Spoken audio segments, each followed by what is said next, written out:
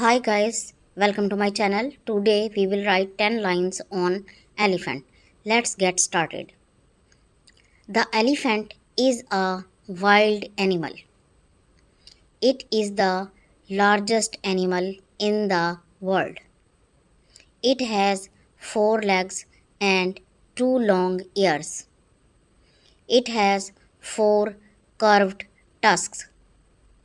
It has a long trunk. Trunk is used to drink water. It eats grass and leaves. It is also used to carry heavy loads. In ancient times, it was used in battles. It was also used for the ride of king.